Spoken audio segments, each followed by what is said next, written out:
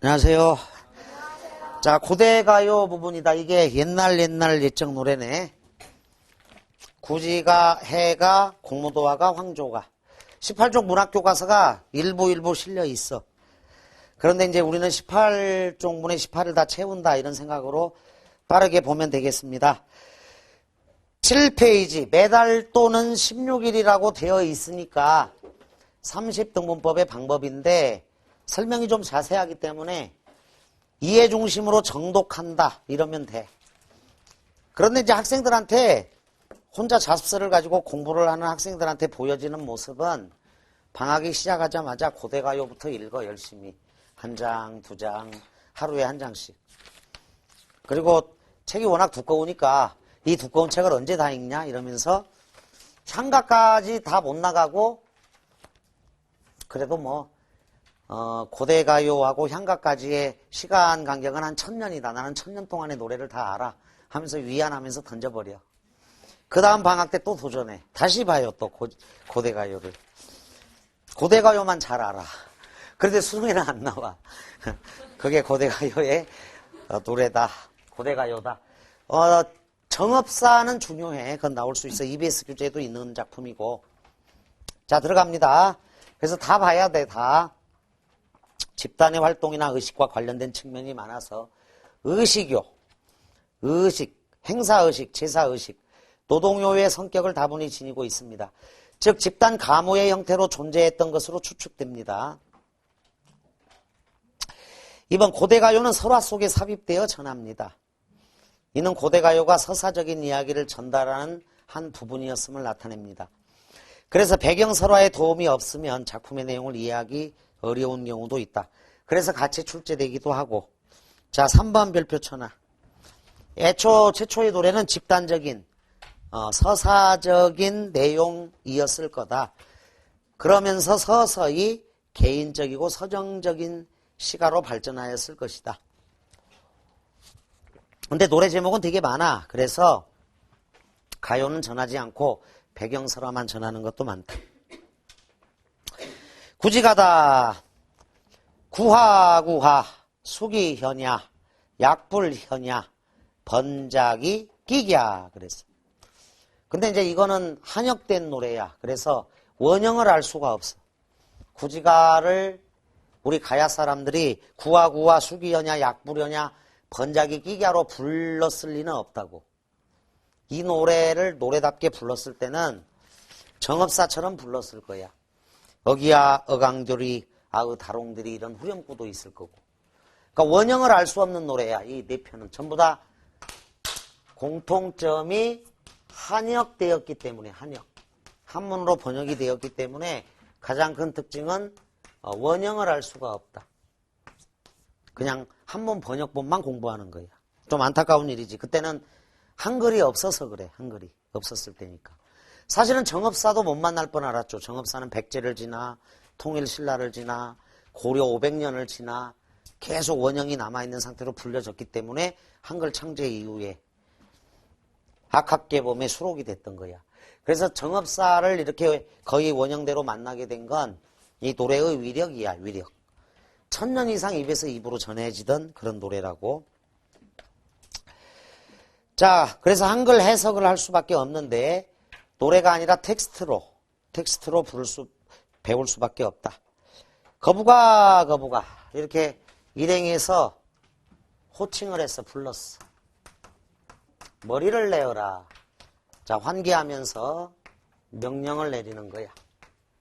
머리를 내어라라고 명령을 내려. 거부가 머리를 내밀어라. 다음 약불연야 내밀지 않으면. 자, 가정이죠. 가정법을 써서 내밀지 않으면 구워서 먹겠다. 반드시 머리를 내어라 라는 거야. 이 형태로 진행이 된다. 거부가 신령스러운 존재 거북. 수기연야 머리는 임금님을 상징하거나 생명을 상징해. 내밀어라. 내밀지 않으면 구워서 먹으리. 주술적인 위협이야. 그래서 1, 2행은 왕의 강림을 기원하다.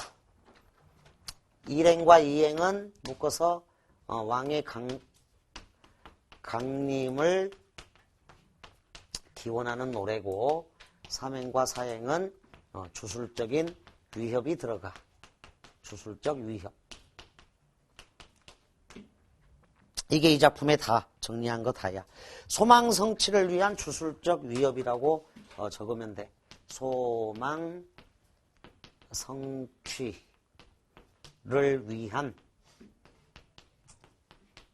주술적인 위협이다. 노동요도 되죠. 이 배경설화를 읽어보면 나와. 자, 배경설화를 한번 읽어볼까? 후한 광무제 18년.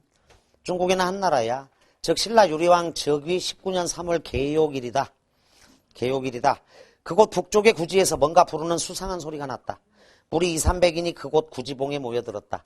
사람의 말소리 같은 것이 들렸다. 그러나 그 소리를 내는 자의 형상은 보이지 않고 소리만 나고 있을 뿐이다. 소리는 이렇게 물었다. 이곳에 사람이 있는가 없는가? 구관들이 응답했다. 우리들이 있다.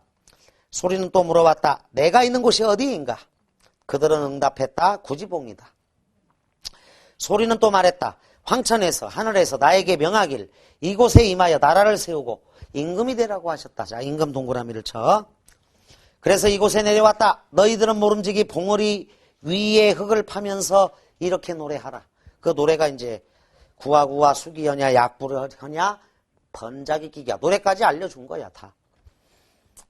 이 노래를 외치며 춤을 추어라. 그러면 곧 대왕을 맞아. 자, 영신군가. 그래서 신맞이 노래라고 하는 거야. 여기에서 대왕을 맞이해서 신맞이 노래. 영신군가.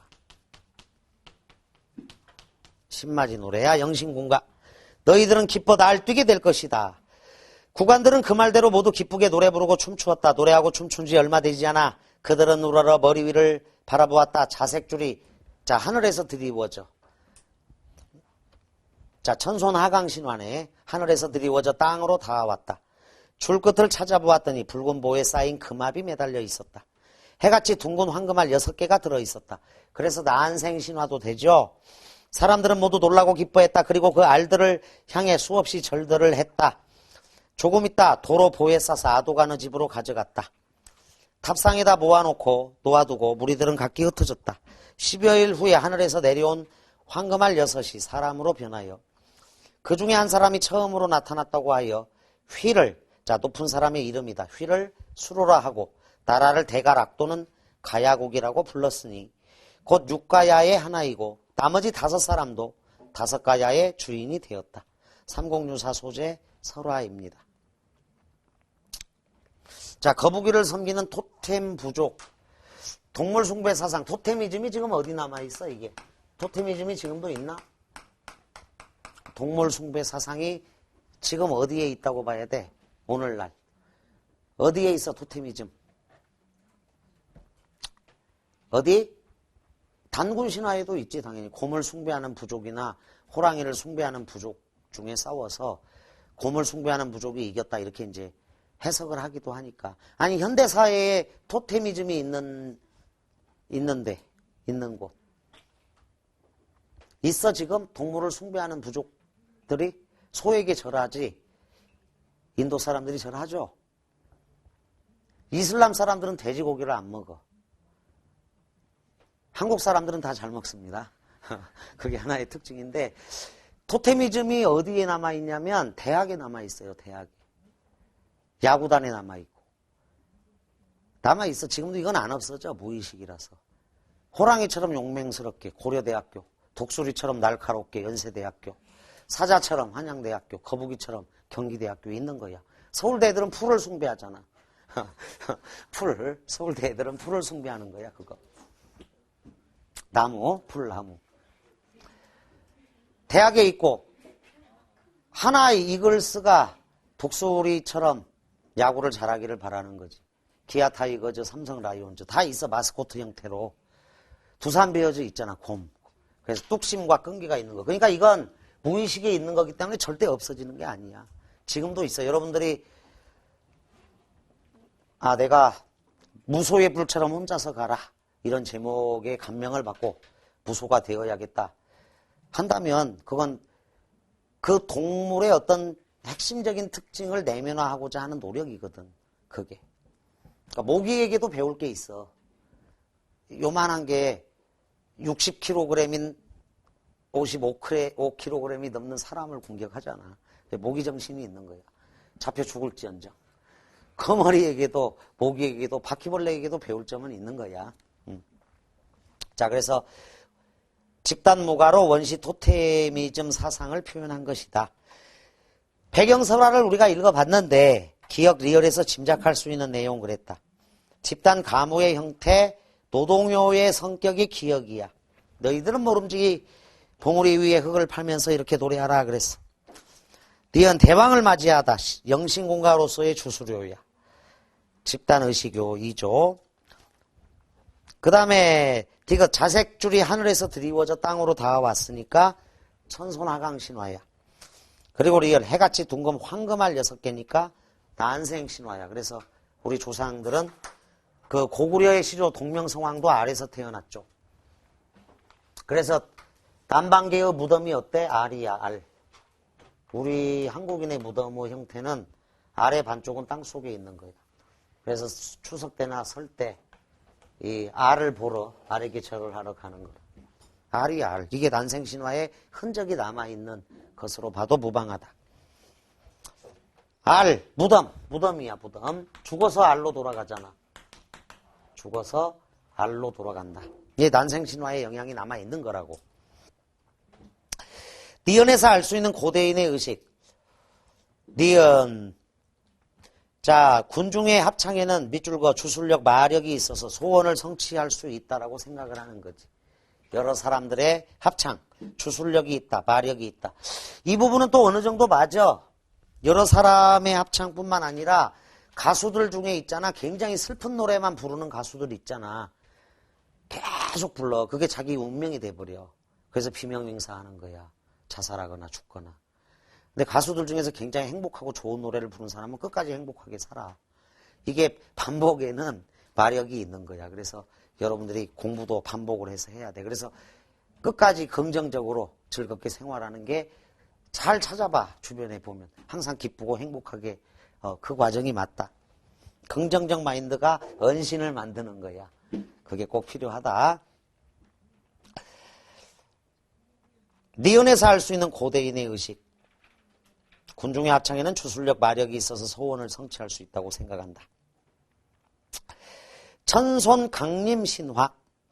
신화의 내용으로 보아 김수로왕 신화는 천손 하강의 구조를 취하고 있다. 당군 신화, 동명성왕 신화, 김할지 신화, 박혁거세 신화.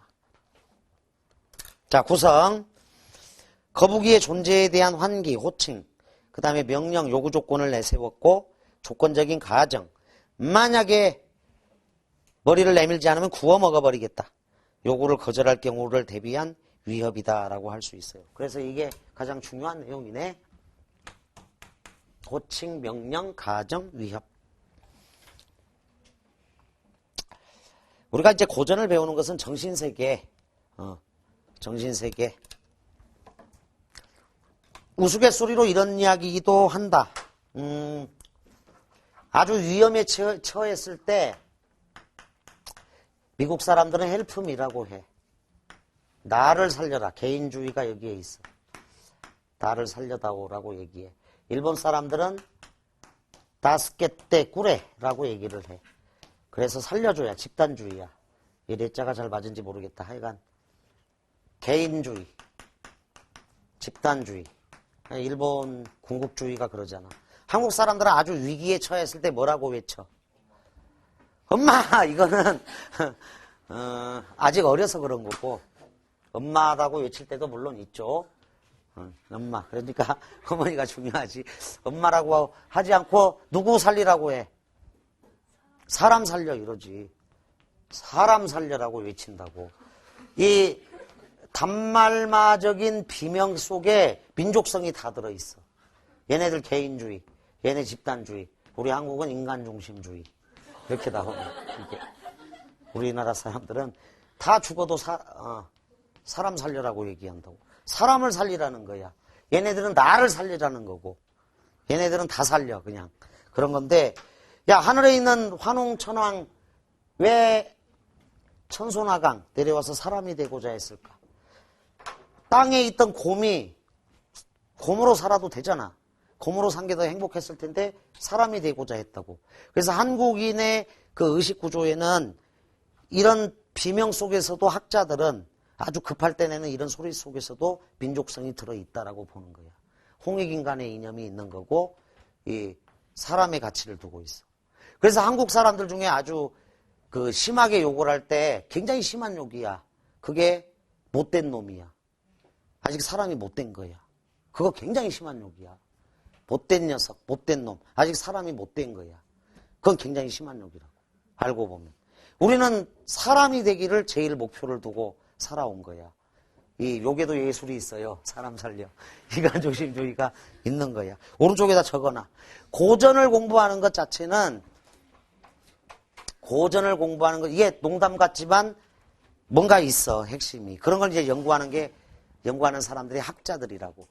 고전 작품을 배우면서 우리 조상들이 1000년 전, 1500년 전, 2000년 전 어떻게 살았는지 또는 어떤 고민을 했는지 여기에 민족성이 있는 거고 지금 반만 년이 흘렀어도 영향을 미치는 것들이야. 이런 것들은.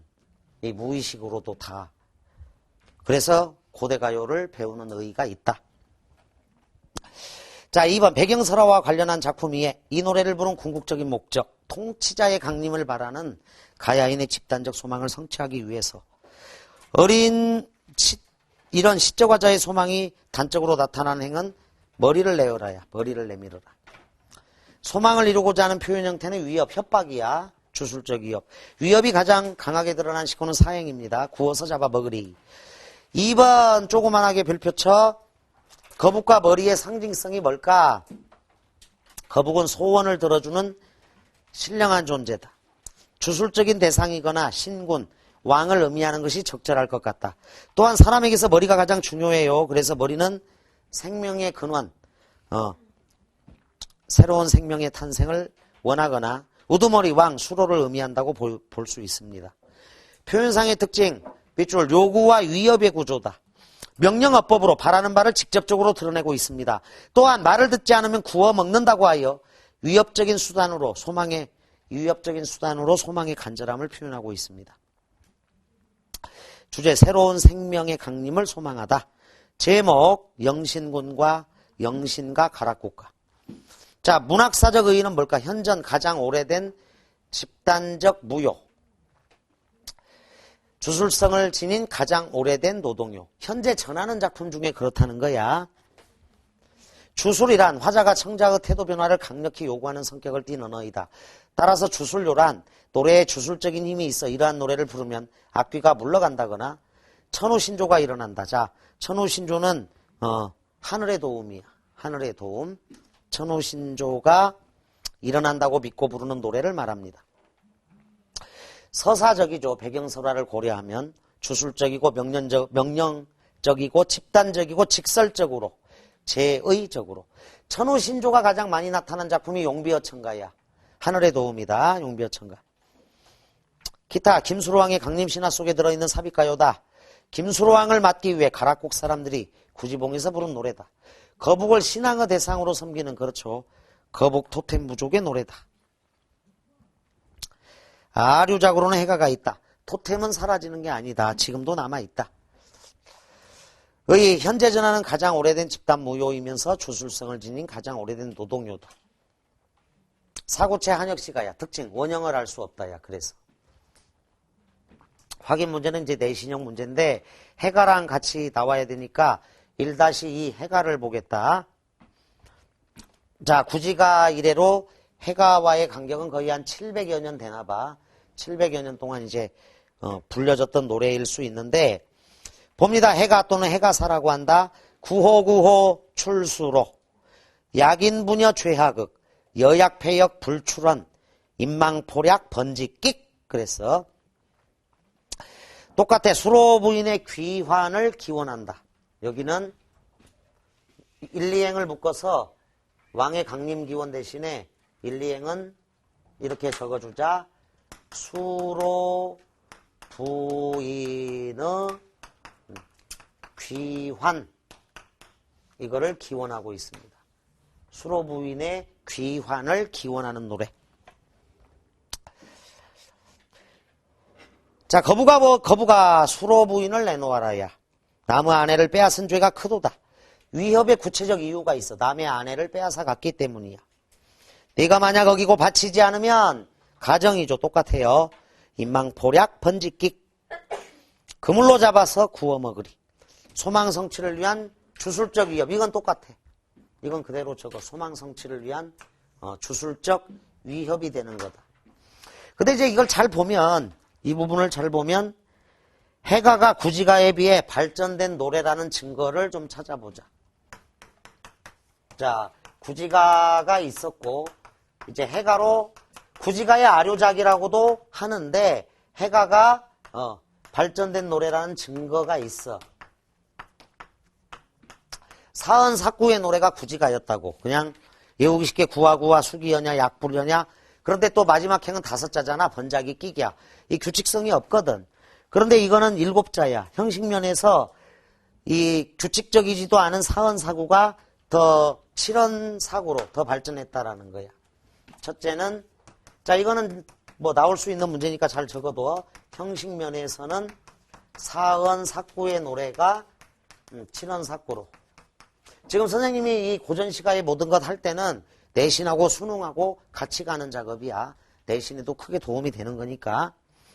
사언사구에서 칠언사구로. 자, 내용면에서 볼 수도 있는데 이게 더 발전됐다라는 증거를 우리는 내용면에서도 찾을 수 있다.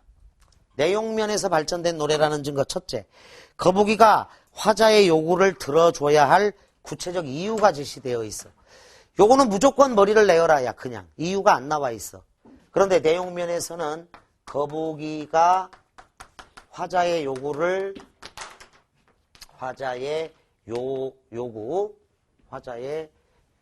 들어주어야 할 구체적 이유가 나와. 요구를 들어줘야 할 구체적 이유가 제시된다. 구체적 이유가 이행에 있어. 이행을 보면 남의 아내를 빼앗은 죄가 크다라는 거야. 그 구체적 이유가 이행에 제시되어 있고, 다음 두 번째로는 거북이를 벌하고 다스릴 방법도 제시되어 있어. 그냥 구워서 먹으리라야. 근데 거북이를 벌하고 다스리다, 징벌하고 다스리다. 거북이를 그걸 이제 징치하리라고 얘기할 수 있는데, 징치라는 뜻은 벌하고 다스리다.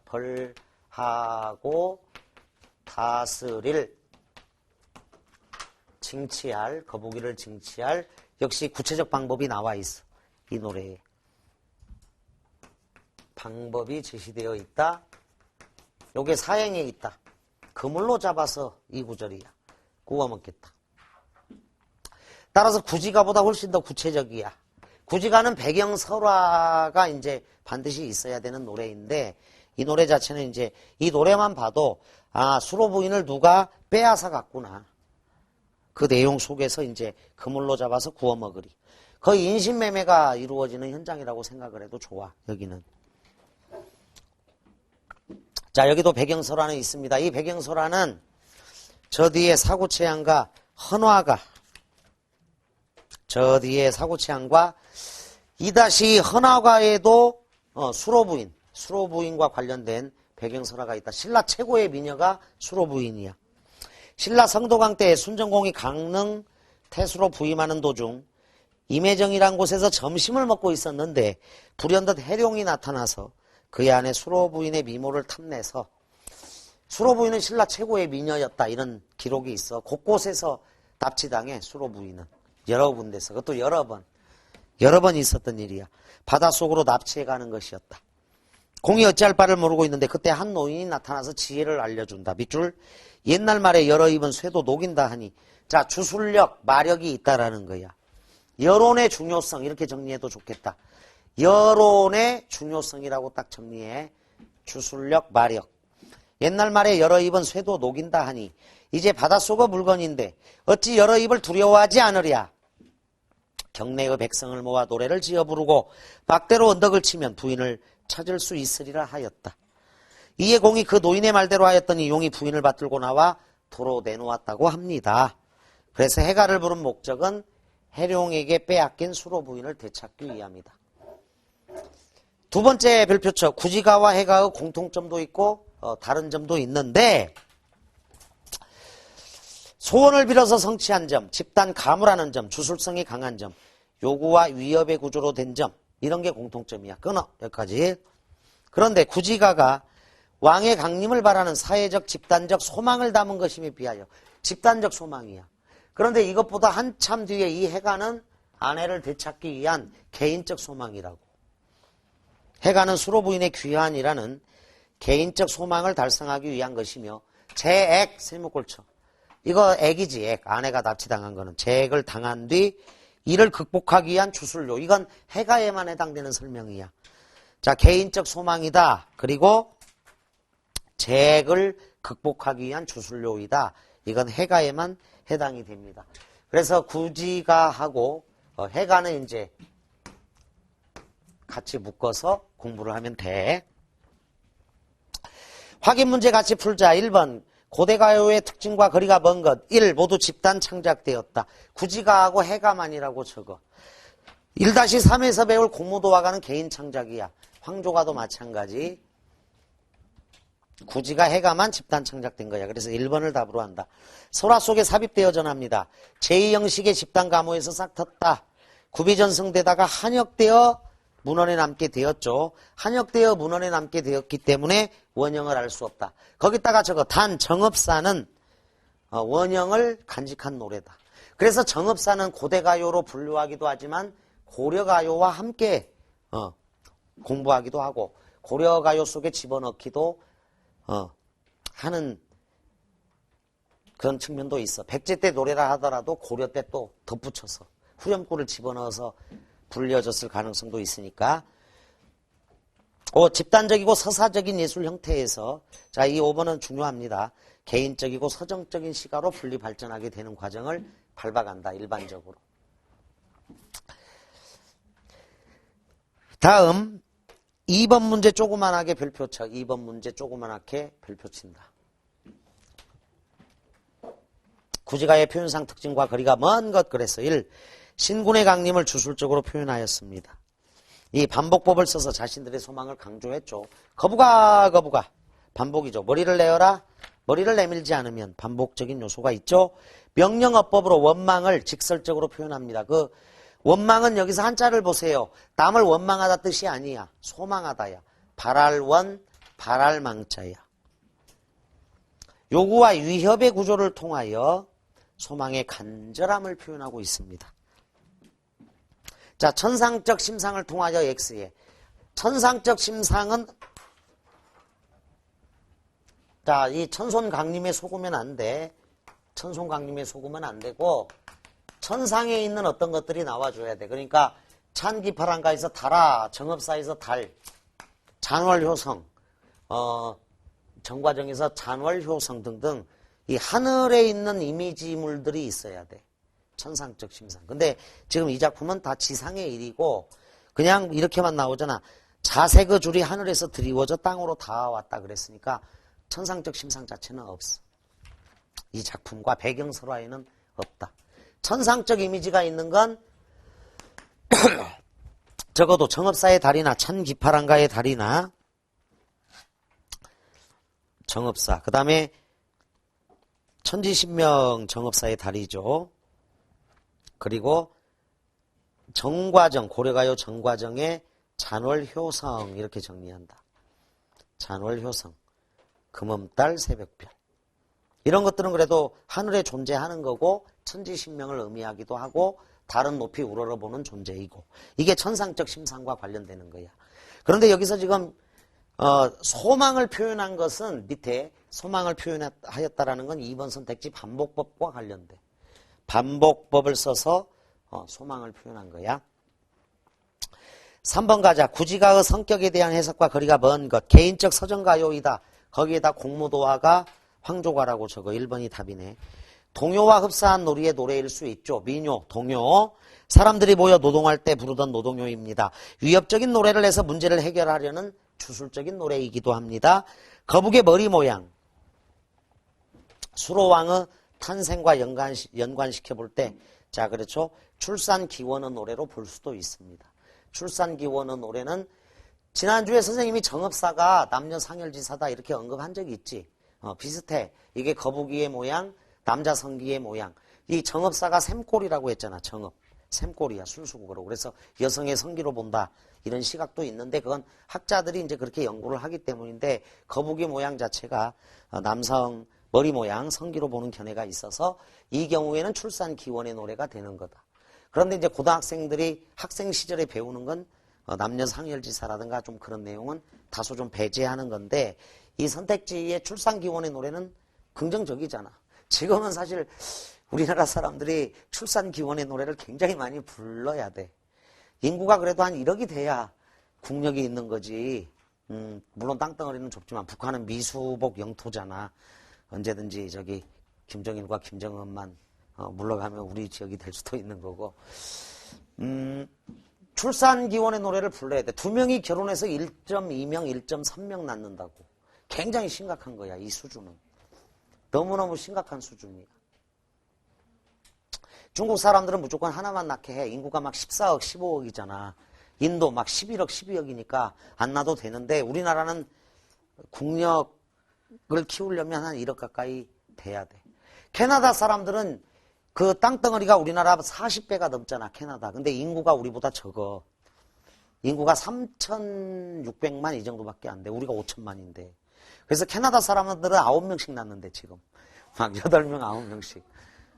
징그러운 게 아니라 이 땅덩어리가 너무 넓잖아. 그 다음 우리나라 땅값이 엄청 올라서 우리나라를 팔아, 싹. 그러면 캐나다를 살 수 있어요. 그 정도로 우리나라 땅값이 비정상적인 것도 알지, 여러분들. 이 남한의 40배가 넘는 게 캐나다야. 인구는 더 적어. 교육 예산이 10%가 넘어, 캐나다는. 우리나라는 5%, 6% 정도고.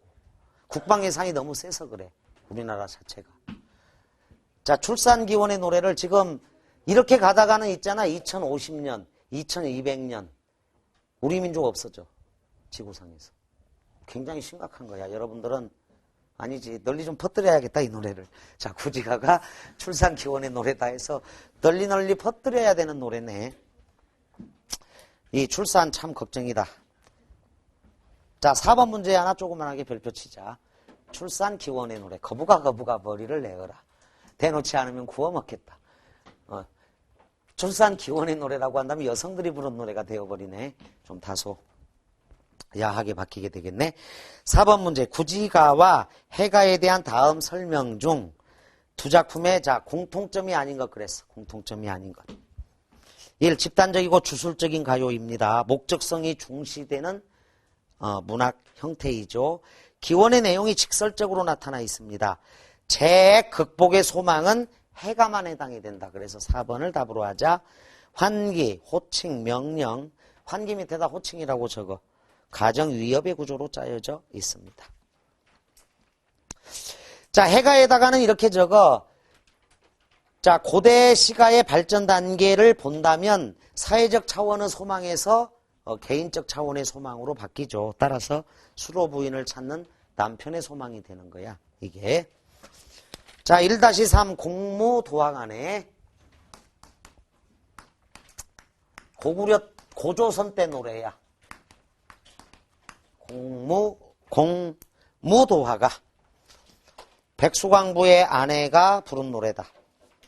저 밑에 배경설화 다음 1, 2, 3의 중심 소재 물의 의미를 별표 쳐놔. 이 작품은. 거기 2003년 수능 14번에 강은교의 우리가 물이 되어라는 적어줘도 좋겠다. 강은교의 우리가 물이 되어라는 현대시. 이 물의 심상, 물의 이미지 다 관련이 되니까 물이 등장합니다. 여기는 공무도화, 공경도화, 타하이사, 당내공화. 자, 공무도화, 애원이라고 적어. 님이여 물을 건너지 마세요. 물을 건너지 마오. 자, 그래서 물을 건너지 마오가 사랑, 충만한 사랑이라는 거야. 물을 건너면 죽으니까 여기서 일행에서 물의 의미인데 더 정확하게는 물만의 의미가 아니라 물을 건너지 마오와 관련 지어서 충만한 사람. 죽음을 만류하는 거야. 떠남을 만류하는 것. 공경도화. 이행에다가 초조감이라고 써. 애원. 자, 일종의 애원.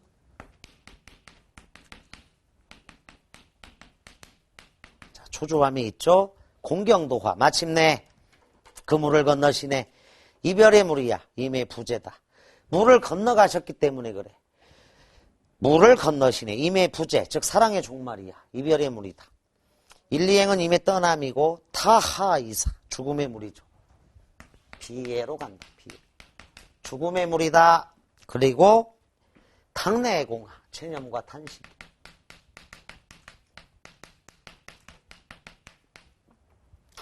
체념, 탄식이야. 1, 2행 임의 떠남, 3, 4행 임의 죽음이야. 간단하게. 1, 2행 임의 떠남. 애원을 했으나 떠나셨고 3, 4행은 임의 죽음이다. 3, 4행은 임의 죽음이야.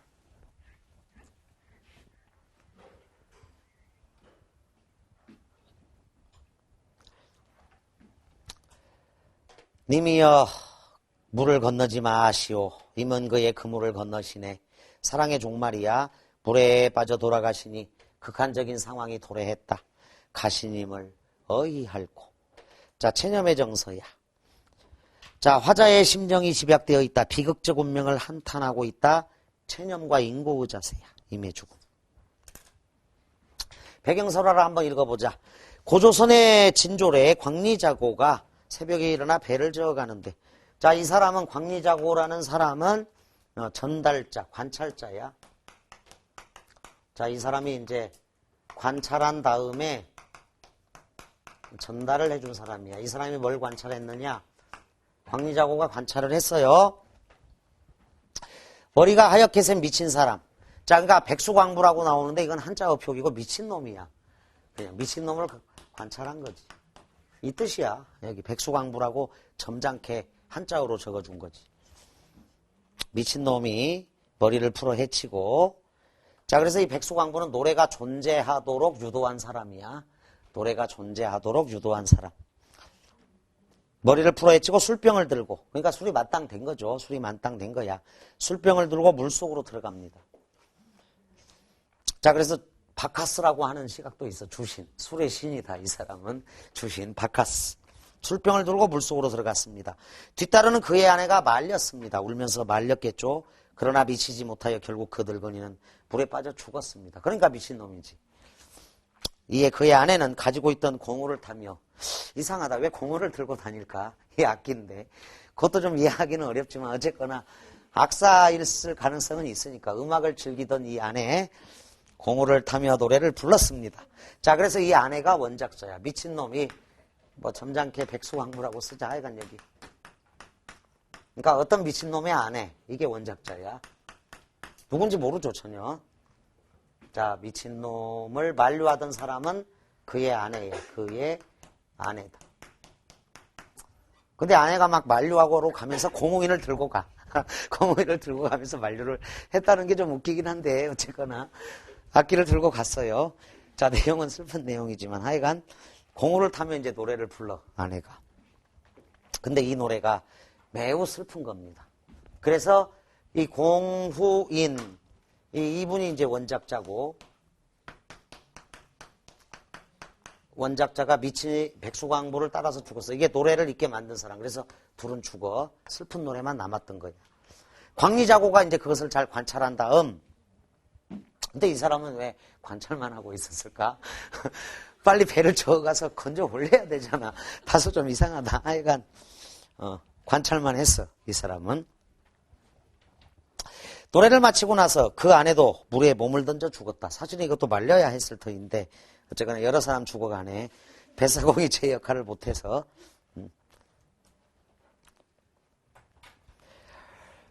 그 아내도 물에 몸을 던져 죽었다. 자, 이 부분은 밑줄을 그으세요. 남편을 따라 죽어야 한다는 일부 종사의 정절의 여심이다. 이렇게 이제 해석을 한다는 거지. 이건 이제 유교적인 관점이 들어간 해석이야. 요즘은 따라 죽으라고 하면 죽어 안 죽어? 미쳤냐 이러지. 그러니까 이건 유교적 관점의 해석이야. 유교적 관점의 해석. 농담이지만 요즘은 이제 유교적 관점의 반발로 그런 내용도 나와. 뭐라고 그러더라? 남편이 죽었다. 장자에도 있는 내용이야. 남편이 죽었다. 남편이 죽으면서 장자가 죽으면서 그러지. 내 무덤에 풀이 다 마르면 걔가 하라고. 장자가 허락을 하잖아. 부인에게. 부인만 남으니까. 무덤에 풀이 마르면 걔가 하세요. 근데 부인이 그걸 가져왔지. 그 큰 부채. 그리고 와서 막 붙이잖아. 무덤에서. 빨리 말라라. 걔가 하게. 이제 그런 게 옛날 기록에도 남아있는데 바지에다 오줌 넣으면 소금 얻으러 가는 거 거기에서 이렇게 막 쓰는 거 있잖아. 그거 키라고 해. 그걸로 와서 막 붙여 무덤을. 그래서 무덤 속에 있는 장자가 막 죽었는데도 막 통곡하고 슬프다. 내 아내가 저런 사람이었구나. 막 이러면서 그런 일화가 있어. 그래서 그런 데잖아. 고글한 데잖아. 죽으면 남편이 죽으면 막 큰 소리로 막 꺼이꺼이 통곡을 하는데 들리는 이상한 작은 소리는 자기 멋쟁이 이러면서 통곡을 한다는 그런 우스갯소리도 있다고 하지. 아니다. 슬프게 울면서 잘 죽었어 이러면서 얘기하고, 아내가 죽었을 때 남편들이 추상을 치르고 나서 거울 보면서 화장실에서 자기 씻고 씩 웃는데요. 웃으면서 멋쟁이야 이러면서 그런 우스갯소리도 있는데, 하여간 유교적, 그렇지, 무섭다지 좀 그건 아닌 거지. 그러니까 이건 유교적 의식에 대한 어떤 반발 같은 거야. 근데 이게 남편을 따라 죽어야 한다는 일부 종사의 정절의 여심이라고 하는 건 유교적 색채가 들어간 해석이다. 이렇게 볼 수 있어.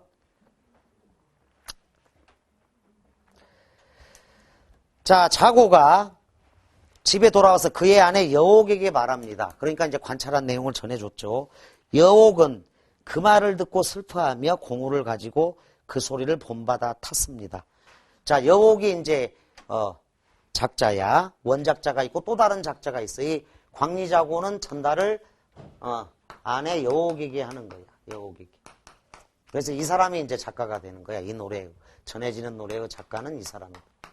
원작가가 있고 이제 작가가 있는 거죠. 여옥은 소리를 본받아 타니 듣는 사람마다 눈물을 흘리며 슬퍼하였다.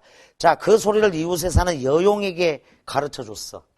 자, 이 여용이라는 사람이 가수야. 이제 흥행시킨 사람이야. 그러니까 복잡하지. 여용. 이 사람이 이제 음악으로 있었던 그게 분명하죠.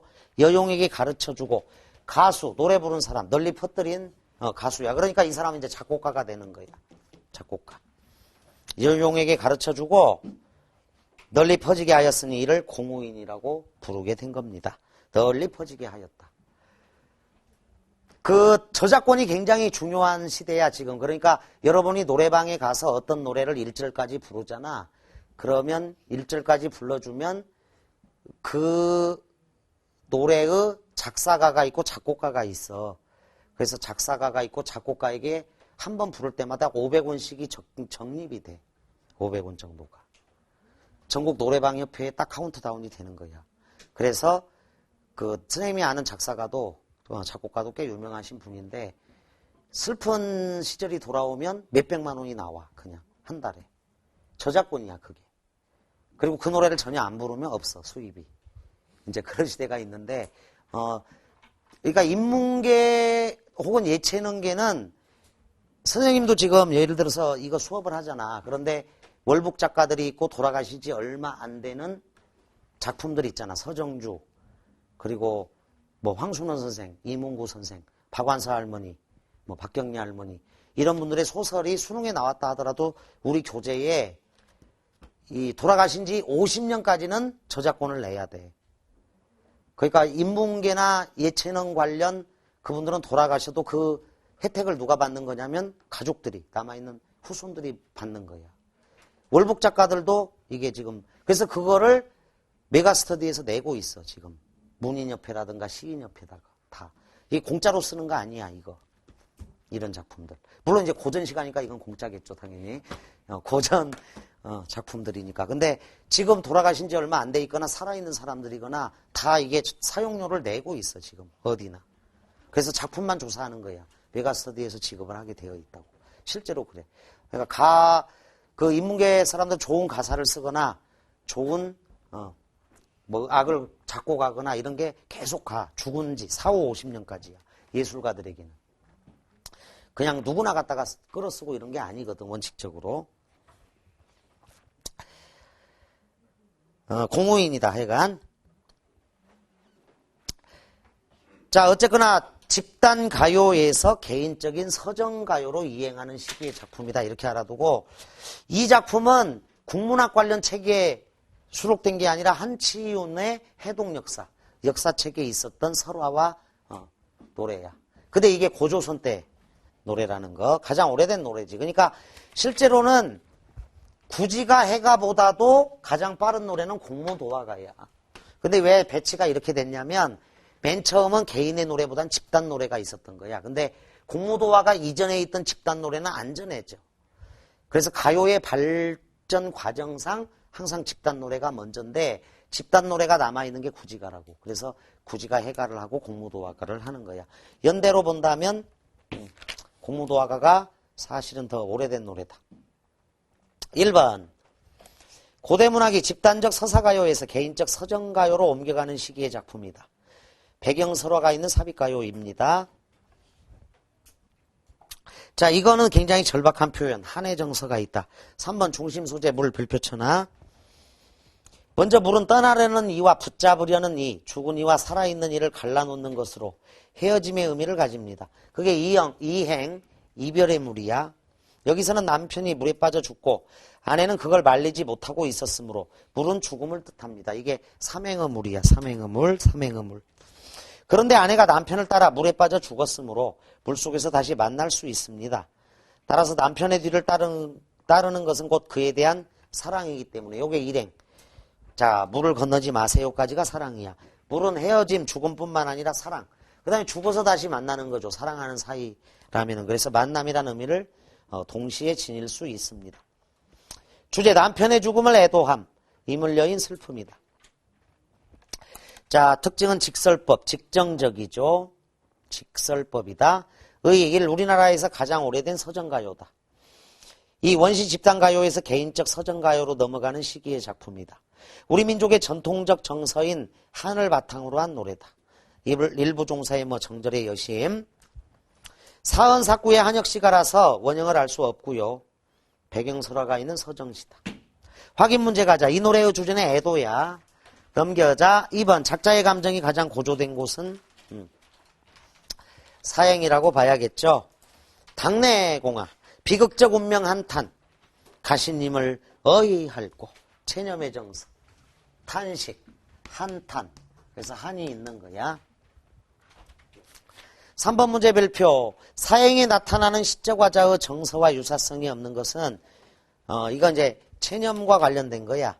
가시님을 어이할고 체념이지. 이게 1번 본대 내해다 마라 나자날 어디하리 있고 처용가에서 나온 체념이다. 체념과 관용이야.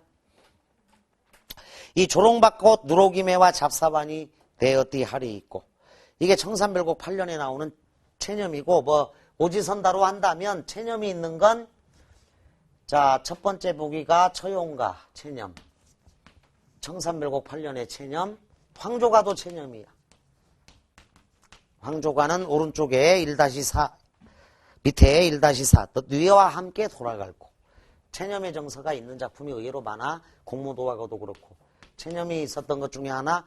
자, 황진이 시조 중에 내 언제 신이 없어 님을 언제 소격관대 월침 삼경에 온 뜻이 전혀 없네. 추풍에 지는 잎 소리야 낸들어이 하리요. 내 언제 신이 없어. 자, 종장에 낸들 어이 하리요. 이 구절을 써줘. 추풍에 지는 잎 소리야 낸들 어이 하리요.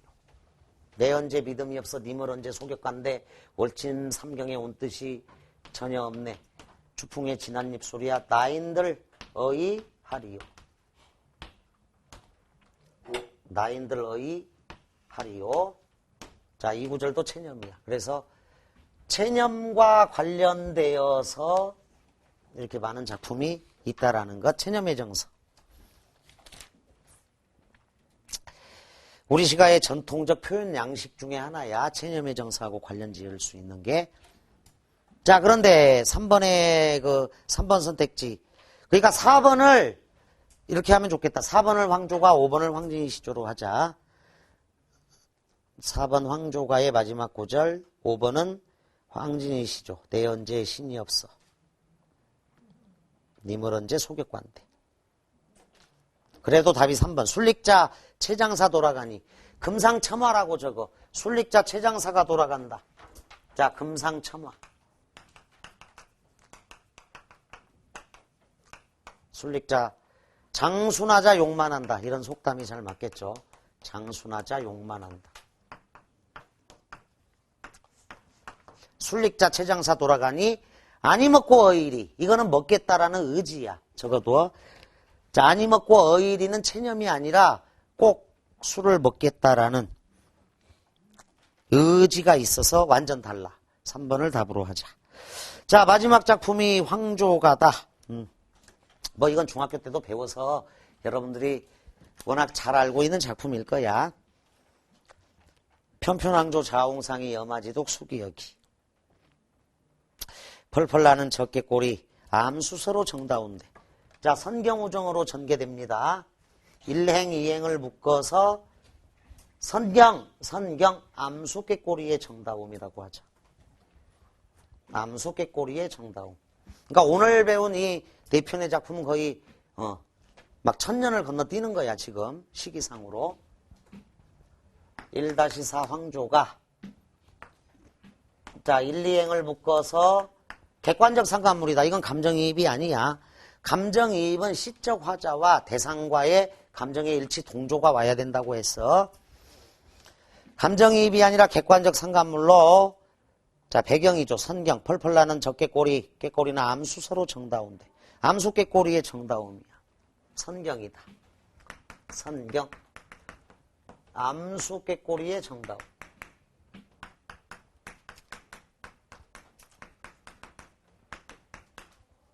자, 1행과 2행을 보고 외로워라 이내 몸은. 자, 여마지독의 독. 한자어의 독에다 별표쳐. 이게 고독이라는 정서 집약이야. 독. 여마지독. 외롭구나 이내 몸은. 고독하구나 이내 몸은. 수기여기 뒤와 함께 돌아갈고. 자, 슬픔 외로움 체념과 서리법이라고 생각해도 좋아. 체념과 서리법. 고독과 슬픔이야. 짝을 잃은 나의 외로움이다. 3행 4행이 후정. 짝을 잃은 나의 외로움.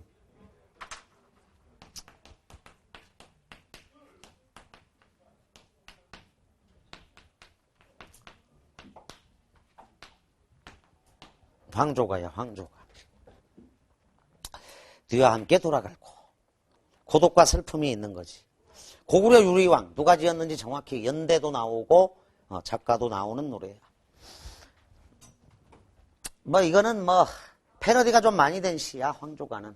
짧으니까 그냥 누구나 다 외우고, 중학교 때 배우고. 저기 가는 저 연인들, 암수서로 정답구나. 외롭거라 이내 몸은. 뒤와 함께 절해볼까. 뭐 이런 식의 어떤. 그래서 그 대학 다니면 말이야. 요즘 젊은 애들이 예전에 이런 노래를 좀 짓고 그러던데, 선생님 대학 다닐 때는 CC라고 하는 거 있잖아. 캠퍼스 커플이라고 하는 이게 사실은 상당히 부정적인 어감으로 사용되었었어. 이게 캠퍼스 커플을 캠퍼스 침팬치 이렇게 불렀던 적도 있어. 이게 캠퍼스 침팬치라고 불렸을 때는 요즘 학원 다니는 애들은 본인들의 둘 사이라 A씨라고 하더라. 아카데미 커플이라고 하는 뭐 멋진 말을 만들어냈더니 재수학원에서 A씨 아카데미 커플이라고 해. 근데 CC는 캠퍼스 침팬치 이런 뜻도 있었지만 다소 이렇게 이제 선생님이 원래 이 동영상 촬영할 때 욕 안 하잖아.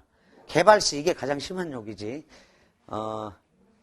삐꾸친 따빠가 이 정도고 없죠. 여기 발시 이 정도인데 오늘은 좀 욕을 할 수밖에 없겠다. CC를 선생님 대학 다닐 때는 어떻게 불렀냐면 점잖게 캠퍼스 침팬치 격하게 C8놈 C8년 이런 뜻으로 불렸다고. 저게 저 용도가 같은 과 커플이다. 같은 과 커플은 캠퍼스 클래스 커플이라고 하던 건데 C8놈 C8년이 10새끼 낳네 뭐 이렇게 불렀던 그런 경우가 있었어. 그런 시절이 있었다고. 그리고 뭐 웃을 일이 아니야. 특히 그 대학에서 같은 과 커플 이건 이 세상에는 남자가 있고 여자가 있고 고대 여자가 따로 있는데 우리 선배들이나 이렇게 보면 근친상간이라고 불릴 정도로 그건 안 좋은 거였어. 차라리 가까운 어느 여대나 어느 다른 대학 사람들하고 이렇게 사귀거나 이러지. 같은 과끼리는 이건 비슷하고 그러니까 심지어 근친상간이라고 할 정도로 꺼려했던 어떤 금기사항에 가까운 거였어. 심리적으로. 무슨 뜻인지 알겠지. 그냥 같은 과에서 공부하면 친구이거나 선후배이거나 그 정도 사이인 거지. 하여간 그래. 내가 예전에 대성학원에서도 이 부분에서 욕을 했더니 어떤 학생이 이거 첫 작품이네. 이번에 시험에 나와. 이거를 엄마랑 같이 보고 있었던 거야. 엄마랑. 그래서 엄마랑 이제 재밌게 보고 있는데 뭐 이야기 수업 중에 어쩔 수 없이 나온 거지. 근데 이교환 선생님 수업을 처음 들었던 엄마야. 야, 선생님 왜 저렇게 18놈 18년 욕하냐? 이러면서 애한테. 근데 20강이 넘고 막 고전시가 실력까지 하면 50강이 넘잖아. 욕이 없어. 그 뒤로는. 내가 욕한 거 봤어, 너희들한테? 그래서 오해의 소지가 하여간 있었는데 황조가 뒷부분이니까 그냥 그러려니 하세요.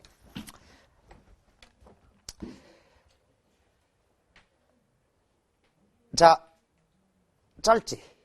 1000년이 이 1시간 수업 만에 쫙 끝나지. 거의 빠르게 마무리하자. 1시간밖에 안 걸렸어. 1000년이 그냥 지나가는 거야. 그러니까 면왕전가 이런 건 막 2시간 걸리잖아. 상충곡 이런 거는. 유리왕 3년 7월에 골천에 머무는 별궁을 지었다. 10월에는 왕비 송씨가 죽었다. 왕은 다시 두 여자를 후실로 얻었는데 한 사람은 화희. 자, 벼화자를 써서 화희. 벼화자를 써놔. 이거 벼화자야. 농경족이라고 생각하면 돼. 이 고대 부족국가 개념으로 봤을 때. 화희라는 여자, 농경족의 여인이야. 골천 사람의 딸이고 또 한 사람은 치희, 꽝치야, 꽝치. 수렵종족의 이름이라는 꽝치자. 이 꽝, 이 수렵족이야. 꽝치자야, 치희. 이제 여자 이름이 그래. 화희라는 여자하고 치희라는 여자가 있는데 치희라는 한나라 사람의 딸이었어. 두 여자가 사랑 다툼으로 서로 화목하지 못하므로 왕은 양곡에 동궁과 서궁을 짓고 따로이 머물게 했습니다. 그 후 왕이 기산에 사냥을 가서 7일 동안 돌아오지 않았는데 두 여자가 싸운 거야. 화희가 치희에게 너는 한나라 집안의 종으로 첩이된 사람인데 왜 이리 무례한가 하면서 꾸짖어 말했다. 자, 치희가 부끄럽고 분하여 집으로 돌아가 버렸다. 왕은 이 말을 듣고 말을 채찍질하며 쫓아갔으나 치희는 성을 내며 돌아오지 않았다. 이제 배경설화는 이런데 수렵 쪽에서 농경적으로의 변화 과정이다. 이렇게 해석하는 경우도 있어. 이 고구려 또는 고대 부족국가에서 이제 이게 고대 2대왕, 고구려 2대왕 유리왕 때잖아. 그러니까 수렵을 주로 하다가 이제 농사를 짓는 쪽으로 옮겨가는 역사의 발전 과정을 따르고 있다. 이렇게 하는 시각도 있다.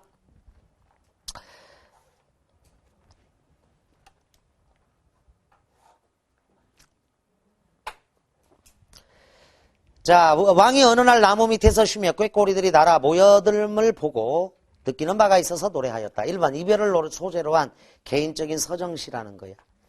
집단적인 서사문학에서 개인적인 서정문학으로 넘어가는 단계의 노래다. 기승전결. 자, 선경우정입니다. 특징, 선경우정 우의적 수법, 꾀꼬리를 통해서 대조, 서정시. 꾀꼬리의 정다운 모습과 시적 화자 자신의 처지를 대비시켜 대조시켜 임을 잃은 외로움을 효과적으로 나타낸 노래. 주제 시련의 슬픔 이별의 한이다. 의 일 가사가 전해지는 유일한 고구려 가요야. 연대가 확실한 최초의 서정시가다. 사랑을 주제로 한 서정시의 첫 작품이다. 집단가요에서 개인적 서정시로 넘어가는 단계의 가요다. 형식 사언사구체 한혁시가. 그래서 원형을 알 수는 없어요. 자, 펄펄 나는 적개꼬리에 펄펄에다가 의태어라고 적어. 암수수로 정답구나. 상징어로 편편 이랬어. 상징어가 있다. 펄펄 나는 적개꼬리. 따라서 이게 개인적 서정시가 아니라 집단적인 서사시의 일부로 본다면, 자, 농경족과 수렵족 간의 대립이 되는 거야. 그래서 종족 간의 대립에서 오는 고뇌와 번민이다. 이렇게 보는 시각도 있다고. 결국 이제 이쪽으로 가야겠지만, 완벽한 대칭 구도를 갖고 있습니다. 확인 문제 가자. 이 노래의 주된 정서를 나타내는 말을 한혁시에서 찾아 한 글자로 쓰라. 할 때 독이야, 독. 고독. 정서집약, 독. 이 꾀꼬리가 지닌 의미를 말한 것으로 적절하지 않은 것. 시련의 슬픔을 깨닫게 해주는 존재죠. 욕망 달성의 대상, X. 꾀꼬리하고 뭐. 자, 잃어버린 사랑을 자각하게 하는 대상. 잃어버린 사랑을 자각하게 하는 대상. 서로 사랑하는 자연물이다. 시적화자의 처지를 비추어주는 매개물. 3번 문제 별표쳐. 3번 문제. 다음 작품에서 시적화자와 꾀꼬리의 정서적 거리가 가장 유사한 것. 자, 3번 문제 별표치고, 사실은 얘들아, 2010년도 9월 평가원에서 2010년도 고3 9월 평가원 최고로 많이 틀린 문제가 18번 문제인데, 이게 이제 자연물과의 대조를 통한 외로움이거든. 그래서 이신의의 단가 6장과 10년 9월 평가원이다. 백석의 정막강산이라는 현대시. 그 다음에 이렇게 적어도 이거는 워낙 많이 틀렸고, 이 2010년 9월 평가원은 여러분들이 반드시 풀어야 될 제시문이니까 만나게 된다. 이신의의 단가 6장. 이게 결합이 돼서 출제된 현대시하고 고전시가 결합된 문제인데, 산에 오면 산의 소리, 산에 오면 산의 소리. 그 다음에 벌판으로 오면 벌판에서 들리는 소리. 막 이 소리가 어마어마하게 커, 자연의 소리. 그런데 나 홀로야, 나 홀로. 나의 외로움이야. 온 세상이 새소리야. 꽉 차 있어. 그런데 나 홀로 외로움, 고독감을 느끼면서 산에 오면 산의 소리, 산의 소리 속에 나 홀로. 벌판에 오면 벌판의 새소리, 벌소리 속에 나 홀로. 나는 외로워, 고독감. 그래서 자연물과 대조를 통해서 표현한 게 이게 단가 6장에서도 귀양지거든. 제비는 자유롭게. 근데 나는 고독감, 외로움이야. 그래서 유사한 게 나온 적이 있는데 가장 많이 틀렸고 힘들었던 문제인데, 사실은 이 3번 문제가 똑같아. 이거하고. 그리고 2번 선택지 동동이다. 4월 아니니자 아의 오실셔 꼬꼬리새여. 꼬꼬리새 동그라미. 꼬꼬리새는 잊지 않고 왔어. 무슴따 녹사님은. 자, 꼬꼬리새는 왔는데 꼬꼬리새는 잊지 않고 왔어. 무슴따. 왜 녹사님은. 이 개발시 왜 안 오는 거야. 욕하고 있는 거라고 지금 녹사님은. 나의 님인데 고려시대의 벼슬 이름이야. 그래서 동동이 고려가요임을 알려준다. 그런데 이 동동은 처음에는 우리님은 노피현 등불과 같은 존재. 이 노피현 등불이니까 훌륭한 인격자야. 우러러보는 사람이야. 노피현 등불과 같은 존재고, 또 우리님은 달의꽃, 만춘 달의꽃이야. 진달래꽃처럼 아주 아름다운 사람이야. 이렇게 비유를 써가면서 우리님을 막 예찬하고 송축하고 막 이랬었거든. 동동에서 노피현 등불과 같은 존재, 진달래꽃과 같은 존재. 그런데 사랑이 이루어질 무렵에 4월은 가장 잔인한 달이야. 엘리어트가 황무지에서 노래했듯이. 우리님이 안 와. 4월달이야. 꼬꼬리새가 왔어. 왔는데 왜 독사님은 옛날의 나를 잊고 계시느냐. 개발시. 이러는 거라고 이게 지금. 그리고 이 마음의 여유가 없어. 시적화자가 엄청 절박하니까 우리님을 생각할 때마다 막 등불을 떠올리고 진달래꽃을 떠올려서 비유했잖아. 우리님은 어떤 분이다. 근데 절박하니까 바로 나와. 독사님이라고. 벼슬 이름이. 김과장 이 새끼. 막 이 뜻이야. 이거 고려 때 벼슬 이름이니까 뭐 박대리 이놈 이렇게 욕하는 거라고. 그러니까 절박해. 녹사님은 고려 때의 벼슬 이름이야. 왜 녹사님은 옛날의 나를 잊고 계시느냐 하면서 원망하고 있어. 그러니까 여기에 녹사님하고 꼬꼬리 새하고 대조되면서 결국 이게 나의 외로움을 심화시키는 거야. 녹사님이 오지 않았기 때문에. 그래서 대조가 있다. 여기에도 2번이야. 녹사님은 옛날에 나를 잊고 계시느냐. 아의 동동다리. 거기다 원망이라고 적어. 2번 답. 1번 울어라 울어라 새여 자곤이라 울어라 새여 너보다 시름이 많은 나도 자고 일어나서 운이로라 얄리얄리얄라 성얄라리얄라. 자, 감정이입이죠. 정서적 거리가 가장 밀착되는 게 감정이입이야. 청산별곡 2연이었다. 3번 지당에 빛 뿌리고 버들가지에 안개가 끼어있어 사공은 어디 가고 빈배만 메었는고 석양에 짝이른 갈매기만 오락가락한 오매. 자, 객관적 상관물로 사공, 빈배 뭐 이렇게 나오거든. 근데 우리 한국 사람들이 딱 봐서 저 갈매기는 짝이 있는 갈매기, 저 갈매기는 짝이른 갈매기라고 알 수 있어 없어? 없어. 우리 사람이 봐서 몰라. 그냥 짝이른 갈매기는 지금 시적화자가 외롭기 때문이야. 그래서 감정이입이야. 내가 시적화자가 빈배, 짝이른 존재라는 뜻이야.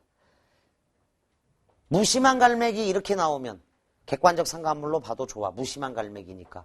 자, 99 수능에 나올 때는 무심한 갈매기라고 나왔어. 그런데 6차 때 국어 교과서에는 짝이른 갈매기로 나와. 그래서 짝이른 갈매기는 정확하게 감정이입. 무심한 갈매기는 객관적 상관물로 봐도 무방하다. 자, 관동별곡에서 가장 중요한 부분이네. 산중을 늘 매양보랴 동해로 가자서라. 뚜껑 없는 가마를 타고 천천히 걸어 산역루에 오르니. 자, 영롱하게 흐르는 푸른 시냇물과 여러 아름다운 소리로 우는 새소리는 이별을 원망하는 듯.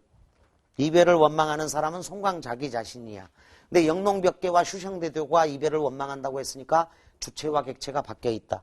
그래서 여기는 지금 시험 문제 출제 맛인데 가장 많이 출제되는 게 자, 관동별곡 거기다 적어. 첫 번째는 주객전도가 나올 수 있어. 두 번째는 의인법이 나올 수 있다.